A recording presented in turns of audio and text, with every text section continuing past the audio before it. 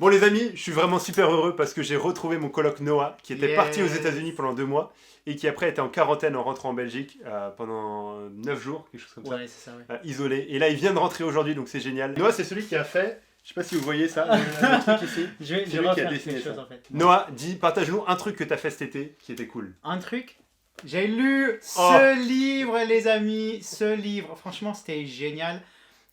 C'est vraiment, c'est comme un traité théologique, un peu comme théologie systématique, de tout ce qu'on a besoin de savoir comme chrétien. Franchement, je veux l'amener avec moi partout où je vais, quand j'évangélise. Et cet été, justement, j'ai parlé avec des Mormons et j'ai fait de l'évangélisation et tout.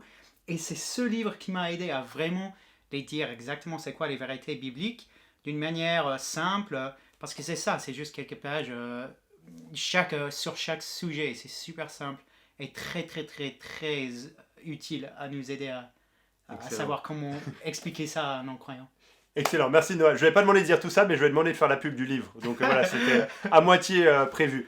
Alors peut-être que tu te dis, mais la théologie, c'est pas pour moi, la théologie, c'est pour plus tard. Et c'est justement le sujet de la vidéo. Un cliché évangélique numéro 4, la théologie, c'est pour plus tard. C'est parti. Yeah.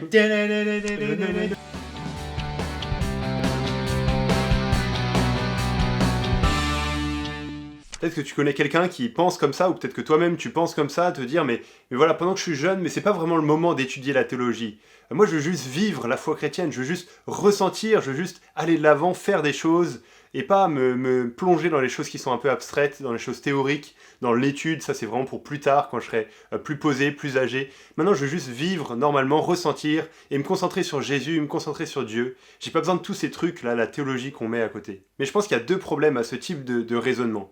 Le premier, c'est que, alors ça paraît très spirituel de dire on veut se concentrer sur Jésus, merci Seigneur, c'est vrai, on veut se concentrer sur Jésus et personne ne va dire que c'est pas le cas. Ou alors de se dire qu'on veut juste s'intéresser à notre relation avec Dieu, à vivre la relation avec Dieu, et bien sûr personne ne va dire que c'est une mauvaise chose à faire non plus. Mais on doit poser des questions, on doit se dire mais de quel Dieu est-ce qu'il s'agit? Et quand on parle de Jésus, mais pourquoi est-ce que Jésus est si important et pourquoi est-ce qu'on devrait s'intéresser à Jésus? Pourquoi est-ce que tu mets autant d'importance à Jésus dans ta vie? Et à partir du moment où on commence à répondre à ces questions-là, en fait on commence à faire de la théologie. On commence à dire, mais en fait, on parle du Dieu de la Bible, du Dieu qui s'est révélé en tant que Père, Fils et Saint-Esprit.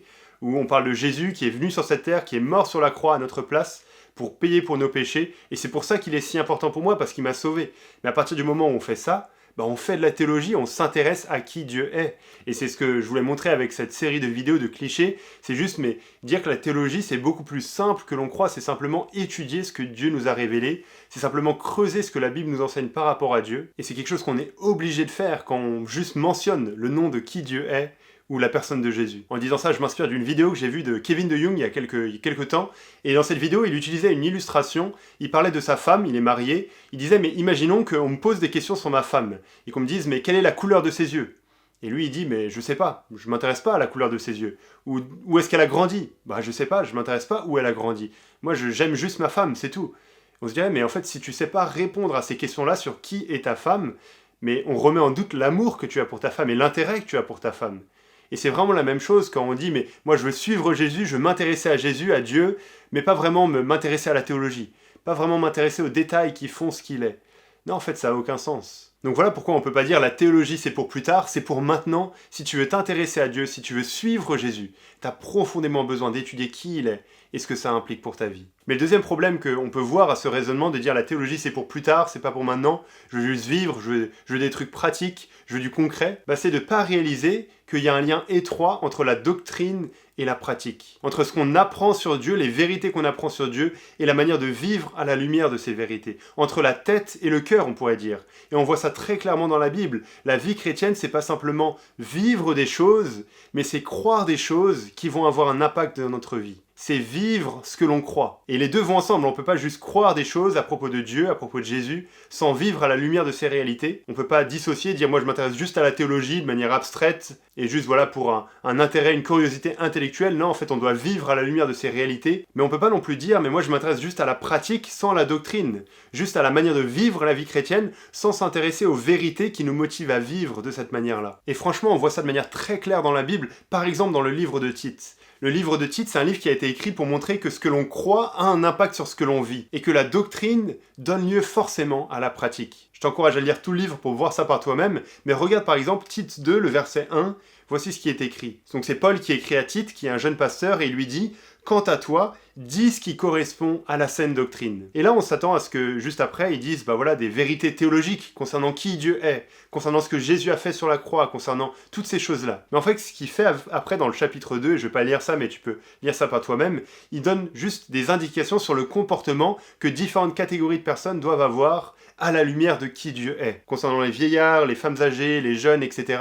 Et en fait, c'est ça ce qui correspond à la saine doctrine. Et en fait, c'est frappant, il dit, mais dis ce qui correspond à la saine doctrine, et ce qui correspond à la saine doctrine, c'est de vivre la bonne manière. Si on a les bonnes croyances concernant qui Dieu est, on aura aussi la bonne manière de vivre. Donc on ne peut pas distinguer les deux, la doctrine et la pratique, la tête et le cœur. Tout ce qui rentre dans notre tête doit descendre dans notre cœur et impacter notre vie et se voir par les autres. Donc ça, c'est juste 2 réflexions rapides pour répondre à ce cliché, la théologie c'est pour plus tard. Non, en fait, c'est pas pour plus tard. Si tu veux suivre Jésus, si tu veux aimer Jésus, si tu veux vivre la vie chrétienne, tu as besoin de t'intéresser à qui il est. Tu as besoin de faire chauffer ton cerveau, tu as besoin d'ouvrir la Bible, de passer du temps à étudier la Bible, parce que c'est comme ça que tu seras motivé à vivre de la bonne manière. Et le meilleur moment pour faire ça, c'est pendant qu'on est jeune. Parce que c'est ça la période de la vie où on forme tout notre système de pensée, notre vision du monde, et les décisions qu'on va prendre vont être motivées par ce que l'on croit concernant Dieu, concernant la Bible, concernant ce qui est le plus important dans notre vie, concernant la vraie valeur des choses. Et si dans notre jeunesse on apprend